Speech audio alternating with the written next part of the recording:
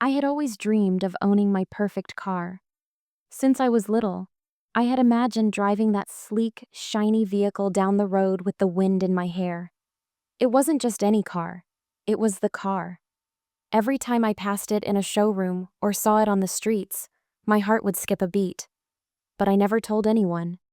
It was my little secret.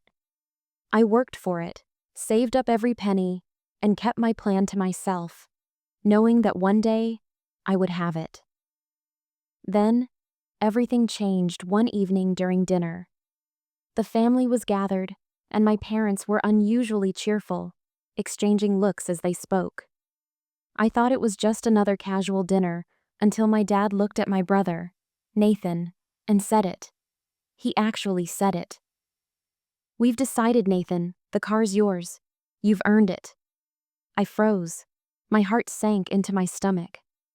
I couldn't believe what I was hearing. It was my dream car, my future. But here was my brother, whose only concern was where the next party was happening, being handed the keys.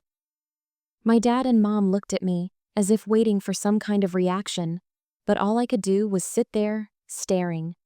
I wanted to scream, to tell them everything, but the words just wouldn't come.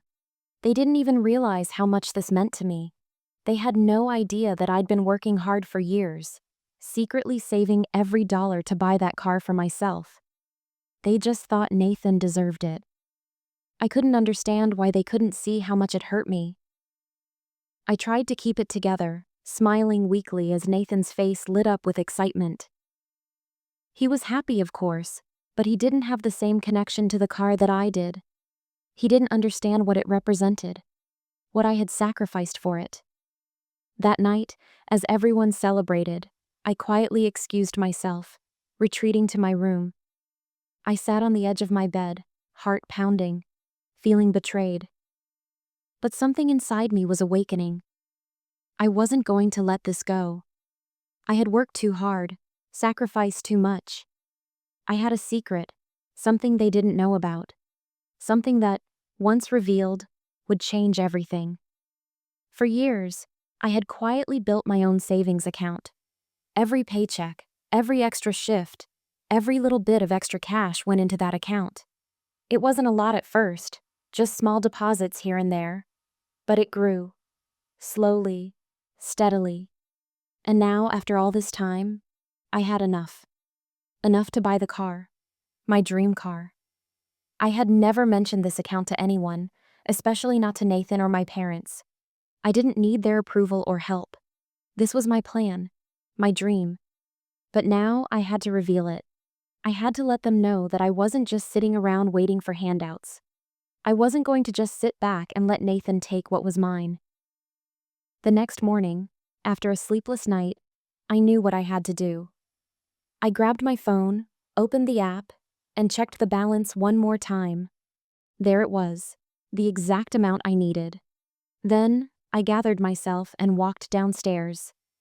The kitchen was quiet, my parents busy with breakfast preparations. Nathan was sitting at the table, sipping his coffee, clearly oblivious to the storm that was brewing inside me. I stood there for a moment, watching them, before I took a deep breath and finally spoke. "Mom, Dad, Nathan, I need to show you something." My voice was calm, but I could feel the heat rising in my chest. They looked up at me, surprised but curious. I pulled out my phone, opened the account, and showed them the balance. "This," I said quietly, "this is what I've been working for years. And it's mine. I didn't ask for help. I didn't need anyone to give it to me." There was silence. My parents stared at the screen, and I could see the shock in their eyes. They had no idea. Nathan's face slowly morphed from excitement to confusion. "What's the big deal?" he asked, clearly not understanding what this meant to me. I looked at him, trying to stay calm. "It's not just a car to me, Nathan. It's everything. It's years of working, of struggling. It's the one thing I've been working towards for so long, and I didn't want anyone to take that away from me." My parents didn't respond immediately. They just looked at each other, then back at me. Finally, my mom spoke. "Lucy, we didn't know. We thought you were just fine. We didn't know you wanted it so badly. But it was my dad who broke the silence with a single sentence. Why didn't you tell us? His voice was soft, almost regretful. The question hung in the air, and for a moment, I couldn't answer. Because truthfully, I didn't think I had to. I wanted them to see what I could do on my own. But now, the pain in his voice was unmistakable. They had no idea how much I had hidden from them, not out of malice, but because I had never thought they would truly understand. Nathan, who had been quiet until now, finally spoke up again, this time with less certainty. So, you're going to buy the car? He asked, the excitement fading from his voice. I nodded. Yes, I am. It's mine. There was another pause before my dad finally spoke again, his voice tinged with a quiet realization. I didn't understand. I thought we were doing what was best, giving you the things you needed. But you've been doing this on your own, for yourself. I'm proud of you, Lucy. I just didn't see it. In that moment, everything shifted. The tension in the room melted away. The dream I had kept hidden for so long was now a reality, not because anyone gave it to me, but because I had fought for it. Nathan didn't say much after that. He seemed to be processing everything, his usual confident demeanor faltering as he tried to understand the situation. For once, I could see that he was unsure of himself. The moment wasn't about him anymore. It was about me, my dreams, and the years I had quietly worked for them. I wasn't asking for anyone's approval. I wasn't demanding a handout. All I wanted was what I had earned, and that's when it hit me. Maybe Nathan didn't understand what the car meant to me because he hadn't experienced the struggle. The quiet nights spent planning, the extra shifts, the times I had to say no to friends and opportunities to save up. He was used to things being handed to him, and it wasn't his fault. It was just how our family worked. But for me, this was a different kind of victory. After the shock had passed, the conversation shifted to the reality of it all. My parents seemed to be processing the fact that they had given Nathan the car without considering what it meant for me. Mom sat quietly, sipping her coffee, but her eyes were filled with a mix of regret and realization. Dad looked at me with newfound respect, his voice tinged with something that was almost an apology. We didn't see it, Lucy. We thought you were happy to just, well, not ask for much. We never realized you were working towards something so important.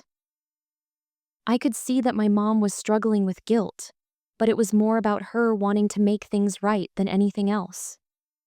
I should have known, she murmured, her voice barely above a whisper. You always kept to yourself about these things. There was a long pause before I responded, trying to keep my emotions in check. It wasn't about keeping it from you, Mom. It was about proving to myself that I could do it. I didn't want a handout. I wanted to earn it. And now that I have, it's mine. Nathan shifted in his seat uncomfortably. He wasn't one to back down from a challenge, but this was different. The air between us had changed. He hadn't earned it the way I had, and I could see the realization in his eyes. Look, Lucy, he started, but there was a hesitation in his voice. I didn't know. I thought it was just a car. But I get it now. It means more to you than I realized. It was the first time I'd ever heard him acknowledge something like that, and for a second, I saw a glimpse of the brother I had always hoped would see me. But it wasn't enough to change what had already happened. The truth was, the car wasn't just a symbol for me. It was about standing up for what I had worked for, about not letting anyone take what was mine. As the conversation finally wound down, I knew there was no turning back. My parents had accepted that I had worked for this, and that was enough for me. The weight that had been building inside me for so long began to lift. For years, I had kept my dreams in the shadows, thinking no one would understand. But now, with everything out in the open, I realized that I didn't need their approval. I just needed to own what I had achieved. Later that evening, as I sat in my room reflecting on everything that had happened, I felt a mix of emotions. relief, pride, and a little sadness. It wasn't about the car anymore. It was about proving to myself that I could achieve something big on my own. But it also made me wonder, had I kept my family at arm's length for too long? Had I been so determined to succeed by myself that I didn't let them in on my journey? The next day, I made a decision. I wasn't going to let the car be the end of the story. I had always kept my dreams to myself, but maybe it was time to start sharing them. Time to show my parents and Nathan that while I valued my independence, I also valued family. The journey wasn't just about the destination. It was about who I became along the way. The truth was, the car wasn't the only thing I had fought for. I had fought for my right to choose my own path, my right to stand up for myself. And no matter what happened next, no one could take that away from me. The next few days were a whirlwind of emotions. I found myself reflecting more on what had happened, especially with Nathan. He wasn't the same after our conversation. There was a quiet shift between us. The tension that had been so thick before, with him always getting things without asking, had lightened, though it wasn't completely gone. The next few weeks passed in a haze of new beginnings. Every time I slid behind the wheel, I was reminded of how far I'd come, but also of the change I had set in motion within my family. Things weren't perfect. There were still awkward silences between Nathan and me at family gatherings, but there was something different now, a new respect, a new understanding. He never quite understood the struggle, but he at least acknowledged it. And that was a start. One evening after dinner, my mom pulled me aside. She had a look in her eyes that I hadn't seen before, one that was a mix of pride and guilt. "Lucy," she started, "I've been thinking a lot about what you said, about how much you've worked for this. I know we didn't see it before, but I'm proud of you. I want you to know that." Her voice trembled slightly, and I could see how much her words meant. It wasn't just an apology. It was her way of acknowledging me, of recognizing that I had accomplished something on my own. It wasn't about the car.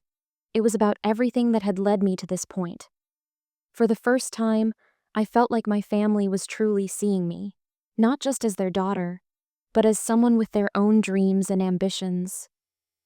The weight of years of unnoticed hard work began to lift from my shoulders, replaced by a quiet, profound sense of validation. It wasn't perfect, and things weren't completely healed, but the cracks in our relationships had started to mend. Nathan, too, seemed to be changing. One afternoon, as we were both sitting in the living room, he glanced over at me and smiled. "You know," he said casually, "I've been thinking about what you said, about how you earned this car. I get it now. It wasn't just about wanting something. It was about proving to yourself that you could do it. And I respect that." His words were simple, but they carried weight. It wasn't an apology or an overt show of support, but it was enough. It was his way of telling me that he understood, in his own way. As the weeks went by, I realized that this journey had done more than just secure a car. It had given me a new sense of identity within my family, a new understanding of what it meant to truly fight for your dreams, and not just wait for things to happen. My parents had finally seen that I wasn't the quiet, easy child they had always assumed me to be. I had my own ambitions, my own desires, and I was willing to fight for them. And even if it took a while, they were starting to realize that. One day, I went to visit the dealership again, just to see the car, and feel that sense of ownership wash over me. As I sat in the driver's seat, I thought back to everything that had happened, the struggle, the frustration, the feeling of being overlooked, and I smiled. I had done it. I had fought for my dreams, and I had won. Not because someone handed me the car, but because I had earned it. And in doing so, I had learned something even more valuable, that standing up for yourself, no matter how difficult, is always worth it. As the months passed, life started to settle into a new rhythm. The tension that had once lingered in the air whenever my family gathered had softened. It wasn't perfect, but it was better. There were still moments of awkwardness, of course. Family dinners, for example, where the conversation would shift uncomfortably when Nathan tried to bring up the car. But I noticed that he never mentioned it again in the same way. There was an unspoken understanding now, something that had changed between us. He didn't ask me about the car anymore, and I didn't feel the need to prove anything to him. My parents had stopped treating me like I was just the quiet daughter who was content with anything they gave her. Instead, they were seeing me differently, and that made all the difference. My mom would occasionally smile at me when she thought I wasn't looking, a look of quiet pride that made the years of feeling invisible worth it. My dad, too, had started to ask me about my plans, what I was working on, what dreams I was still chasing. It was like we were starting to build a new relationship, one based on respect and recognition. Still, the car wasn't the end of it. It wasn't the victory I had imagined it would be, at least not in the way I had thought. It wasn't just about showing my family what I could do, but about proving it to myself. And even more than that, it was about learning to find peace with who I was, separate from the expectations that had been placed on me. I found myself doing things I hadn't done before. I took the car on long drives, not just to feel the freedom that came with it, but to reflect on how much I had grown. I took trips by myself, exploring new places, meeting new people, and reminding myself that the world was bigger than just my family's expectations. The car had become a symbol of independence and personal growth. It wasn't just a material possession, it was a constant reminder that I had the strength to carve my own path. One evening, as I drove along the quiet road near our house, I thought about the day I had stood in front of my family, showing them my secret account. I had been so scared in that moment, so unsure of how they would react. But in hindsight, I realized that day had been the beginning of something much bigger than just me fighting for a car. It had been the moment when I had decided to stop hiding my dreams, to stop waiting for someone else to acknowledge them, and that decision had changed everything. I pulled over to the side of the road, the car idling softly as I sat in the driver's seat, staring out at the horizon. It felt like a quiet victory, the kind that doesn't come with applause or celebration, but with a deep personal sense of fulfillment. I hadn't just fought for a car, I had fought for the right to choose my own future, to define my own success. And in that moment, I knew that no matter what happened from here on out, I had already won. I had learned the most important lesson of all, that sometimes the biggest victory isn't the one that everyone sees, but the one you win for yourself. The car, the family, the struggles, and the triumphs. They were all part of a journey that had shaped me into someone I could finally be proud of. And as I drove back home, I felt the freedom in that knowledge settled deep within me. The road ahead was mine to drive, and for the first time, I felt completely in control. In the weeks that followed, life continued to unfold in ways I hadn't expected. I noticed the small changes that had happened within my family, subtle shifts in our interactions that made everything feel a little more honest. Nathan, though still unsure about many things, started to look at me with a new kind of respect. He didn't need to say anything, but his actions spoke louder than words ever could. He began to ask me for advice, and I could see he was starting to understand the importance of earning your own success, even if he didn't quite grasp the depth of it yet. One Sunday afternoon, as we sat around the table for lunch, Nathan finally spoke up.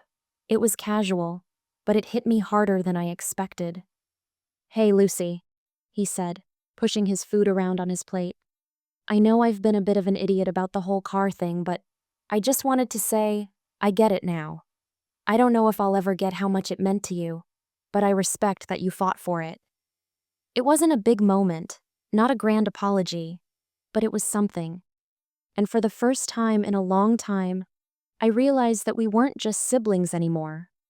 We were starting to become equals. Maybe that's all I needed. His respect, even if it was quietly earned. I smiled and nodded, the weight of everything I had carried for so long lifting a little more. "Thanks, Nathan," I said. It felt good. It wasn't perfect, but it was enough. Sometimes, it was enough just to be seen. My parents, too, had started to treat me with a new kind of understanding.